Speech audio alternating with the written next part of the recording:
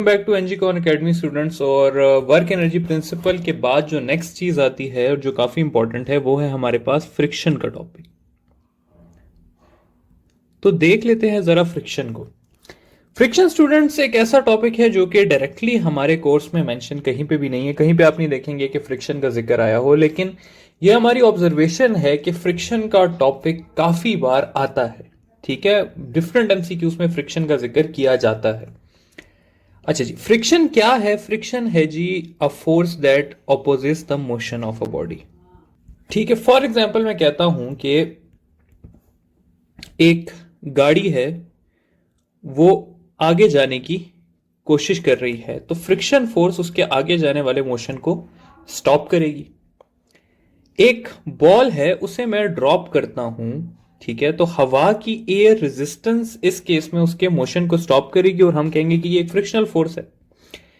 एक inclined plane है मेरे पास, ठीक है, और मैं इस पे से बॉल को ड्रॉप करता हूं, तो बॉल जब ड्रॉप हो रही होगी तो अगेन इस पे एक फ्रिक्शनल फोर्स एक्ट कर रही होगी। ठीक है, तो सिंपली एक फोर्स जो कि किसी भी मोशन को स्टॉप करने की नियत रखती है उसको हम कहते हैं कि ये फ्रिक्शनल फोर्स है। फ्रिक्शनल फोर्स हमारे पास दो किस्म की होती है मेजरली, जो आपको पता होनी चाहिए। उसमें सबसे पहली चीज है स्टैटिक फ्रिक्शन। ठीक है, स्टैटिक फ्रिक्शन क्या चीज है ये देखते हैं। देखिए, हम कंसिडर इस तरह करते हैं स्टूडेंट्स के एक फ्लैट सरफेस है, उसके ऊपर हमारे पास एक बॉल पड़ी हुई है। मैं फ्लैट सरफेस को हल्का सा इस तरह कर लूंगा, बल्कि बॉल की जगह कंसिडर कर लेते हैं कि एक हमारे पास क्यूब पड़ा हुआ है, क्योंकि बॉल पे थोड़ी सी कंडीशंस लग जाएंगी। अगर मैं सरफेस को ऐसे कर लूं तब भी ये क्यूब इस पे पड़ा रहेगा और गिरेगा नहीं। लेकिन अगर मैं इस सरफेस को और ज्यादा इंक्लाइन कर लूं तो ये क्यूब नीचे फॉल करने लग जाएगा। ठीक है, तो ये देखिए, इधर भी इंक्लाइंड हुआ हुआ था लेकिन फॉल नहीं कर रहा था, इधर भी इंक्लाइंड हुआ तब जाके इसने फॉल किया। तो एक ऐसी फोर्स थी जो कि इसको अपनी जगह पे रखी हुई थी।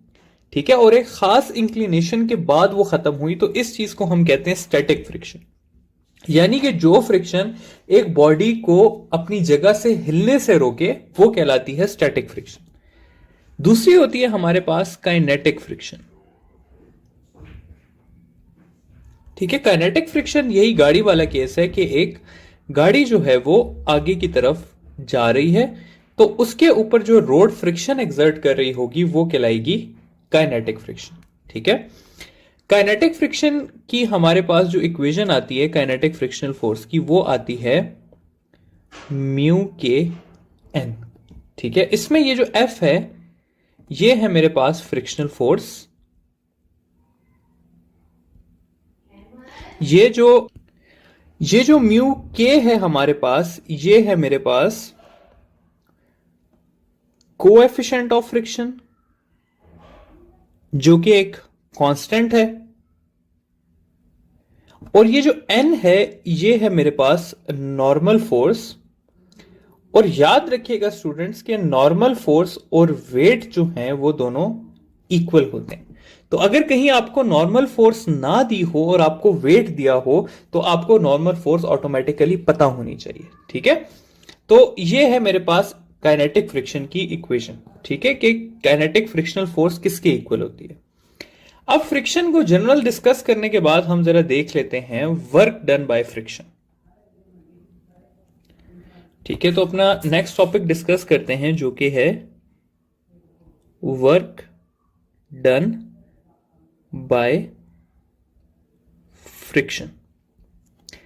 अच्छा देखिए स्टूडेंट्स, हमें पता है कि वर्क की इक्वेशन होती है मेरे पास फोर्स इनटू डिस्प्लेसमेंट। ठीक है, तो इस केस में ये जो फोर्स होगी ये क्या हो जाएगी? फ्रिक्शनल फोर्स हो जाएगी। और क्योंकि फ्रिक्शनल फोर्स को हमने स्मॉल एफ से लिखा है तो मैं इसको लिख सकता हूं एफ इंटू डी।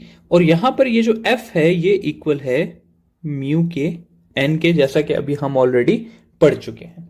ठीक है, अब इसमें जो याद रखने की बातें हैं जो एमसीक्यूज के हिसाब से बहुत इंपॉर्टेंट हैं, उसमें सबसे पहली बात यह है कि फ्रिक्शनल जो वर्क होता है is always negative.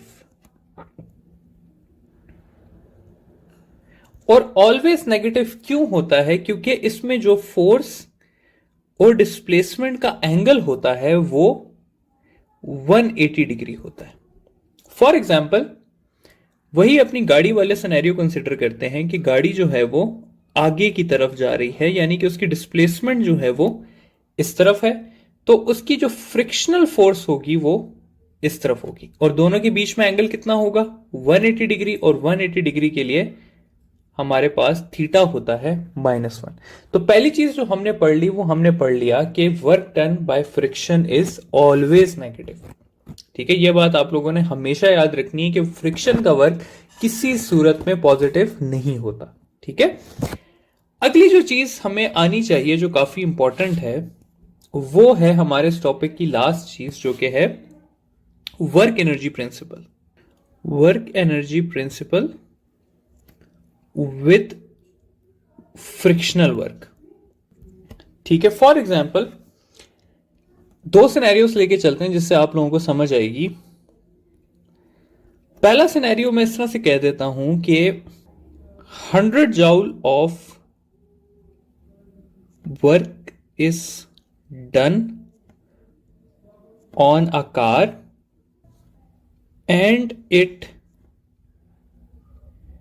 gains a kinetic energy of 70 joules.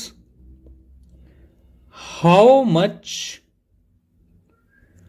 work is done against the friction? ठीक है, ये एक पहला सवाल हमने देख लिया। एक और सवाल कर लेते हैं जी कि एक बॉल जिसके पास पोटेंशियल एनर्जी थी 100 जूल्स, उसको 10 मीटर हाइट से ड्रॉप किया गया और 1 न्यूटन इसके ऊपर फ्रिक्शन या एयर रेजिस्टेंस एक्ट कर रही है, तो बॉटम पे इसकी काइनेटिक एनर्जी कितनी होगी? ठीक है, ये दो सवाल है हमारे पास। पहले सवाल हॉरिजॉन्टल मोशन का है और दूसरा सवाल हमारे पास वर्टिकल मोशन का है। अच्छा स्टूडेंट्स, अब आपने याद रखना है कि इस तरह के तमाम सवालों के लिए जो आप इक्वेशन यूज करेंगे वो आप करेंगे कि total work done is equal to gain in energy plus work done against friction।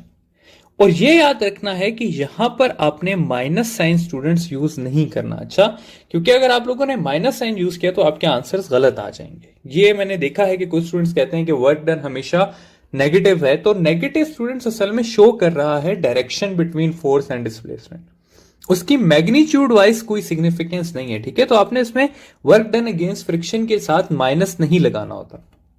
अच्छा, अब अगर हम इन दो क्वेश्चंस को देखें इस इक्वेशन के हिसाब से तो कुछ इस तरह से बन जाएगा कि पहले सवाल में हम लिखेंगे total work done is equal to gain in kinetic energy, क्योंकि इसमें काइनेटिक एनर्जी का जिक्र हुआ है यहां पे, plus work done against friction. हमने फाइंड करना है वर्क डन अगेंस्ट फ्रिक्शन, तो वो हो जाएगा total work done minus gain in kinetic energy.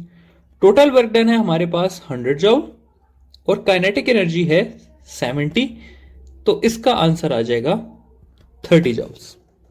ठीक है, अब अगला जो सिनेरियो है उसमें हमें वर्क डन अगेंस्ट फ्रिक्शन नहीं दिया हुआ, तो हमें सबसे पहले वो फाइंड करना है। ठीक है, तो वो हमने किस तरह फाइंड करना है? वो हमने फाइंड करना है फोर्स इंटू डिस्प्लेसमेंट से। फोर्स है हमारे पास 1, डिस्प्लेसमेंट है 10 मीटर, तो ये हो जाएगा 10 जूल्स।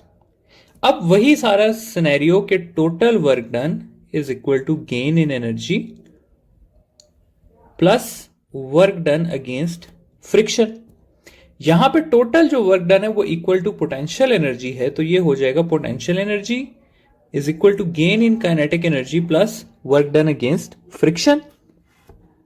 हमने फाइंड करना है स्टूडेंट्स यहां पे काइनेटिक एनर्जी, तो वो हो जाएगी potential energy minus work done against friction, तो पोटेंशियल एनर्जी है 100, फ्रिक्शन के अगेंस्ट वर्क डन है 10, तो इसका आंसर आ जाएगा मेरे पास 90 जूल्स।